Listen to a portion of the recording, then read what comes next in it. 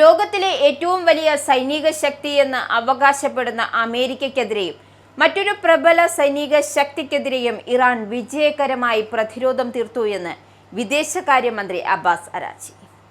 Iran ദുർബലമാണ് എന്ന ആഗോള ധാരണയെ ഈ യുദ്ധം പൂർണ്ണമായും തകർത്തെറിഞ്ഞു. യുദ്ധാനന്തര കാലഘട്ടത്തിൽ ഇറാൻ തികച്ചും വ്യത്യസ്തമായ ഒരു വിദേശ നയമായിരിക്കും സ്വീകരിക്കുമെന്നും അദ്ദേഹം പറയുന്നുണ്ട്. തുടക്കത്തിൽ അമേരിക്ക ഇറാനോട് നിരുപാധികമായ കീഴടങ്ങൽ ആവശ്യപ്പെട്ടു എങ്കിലും പിന്നീടത് ഭരണമാറ്റം, വിഭജനം, ആഭ്യന്തര കലാപം എന്നിങ്ങനെ പല ലക്ഷ്യങ്ങളിലേക്ക് മാറിമറിയുകയായിരുന്നു. എന്നാൽ ഇറാനെ മുട്ടുകുത്തിക്കാൻ ഒരു പദ്ധതിക്കും കഴിഞ്ഞില്ല എന്നാണ് അരാഗ്ചി തുറന്നടിച്ചത്. അമേരിക്കയുമായുള്ള ധാരണാപത്രത്തിലെ 13 നിബന്ധനകൾ തങ്ങൾക്ക് അനുകൂലമാണെന്നും അമേരിക്ക ഇപ്പോൾ തങ്ങളുടെ നിബന്ധനകൾക്ക് വഴങ്ങി ചർച്ചയ്ക്ക് കേഴുകയാണെന്നും അദ്ദേഹം പരിഹസിച്ചു.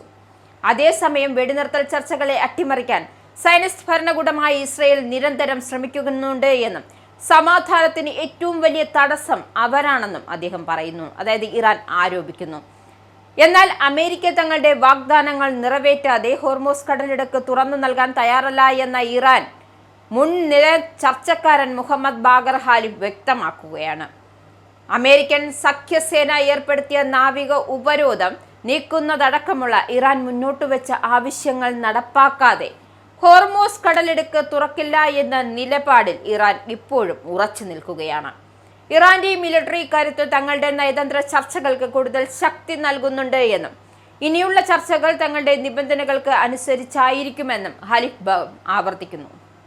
അമേരിക്കൻ പ്രസിഡന്റ് ഡൊണാൾഡ് ട്രംപിന്റെ മരുമകൻ ജാരഡ് കുഷ്നർ ഇറാൻ ആണവായുധം നേടാൻ അനുവദിക്കില്ല എന്ന കടുത്ത നിലപാട് ആവർത്തിക്കുമ്പോഴും തങ്ങളുടെ തന്ത്രപരമായ നീക്കങ്ങളിൽ നിന്ന് പിന്മാറാൻ ഇറാൻ തയ്യാറല്ല എന്നത് വ്യക്തമാണ്. ഇരു രാജ്യങ്ങളും തമ്മിലുള്ള വാക്പോരും നയതന്ത്ര പോരാട്ടങ്ങളും മുറുകുന്ന സാഹചര്യത്തിൽ ഗൾഫ് മേഖലയിലെ നിർണായകമായ ഈ കടലിടുക്കിന്റെ നിയന്ത്രണം ആഗോള എണ്ണ വിപണിയെ ഇനിയും വലിയ പ്രതിസന്ധിയിലേക്ക് തള്ളിയിടുമെന്ന കാര്യം ഉറപ്പാണ്.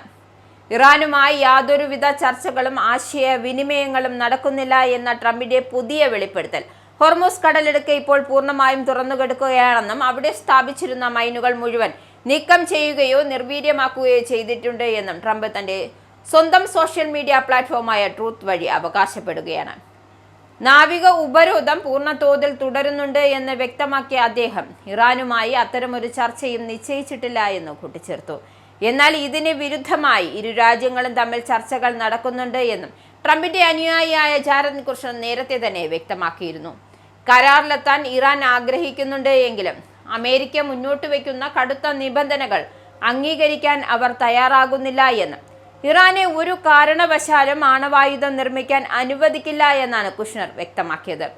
ഇതിനിടയിൽ തന്ത്രപ്രധാനമായ ഹോർമോസ് കടലിടുക്കിനെ അമേരിക്കയുടെ പുതിയ ഭൂപ്രദേശവുമായി പ്രഖ്യാപിച്ചുകൊണ്ട് അതിന്റെ മാപ്പ് ട്രൂത്ത് സോഷ്യൽ പങ്കുവച്ചിരുന്നു ട്രംപ്. ഈ പാതയ്ക്കുമേൽ അമേരിക്കയ്ക്ക് പൂർണ്ണ നിയന്ത്രണമുണ്ട് എന്നായിരുന്നു അവകാശവാദം. ഏതായാലും പശ്ചിമേഷ്യൻ യുദ്ധം ഇനി എന്തൊക്കെയാകുമെന്ന് നമുക്ക് കാത്തിരുന്ന് തന്നെ കാണാം.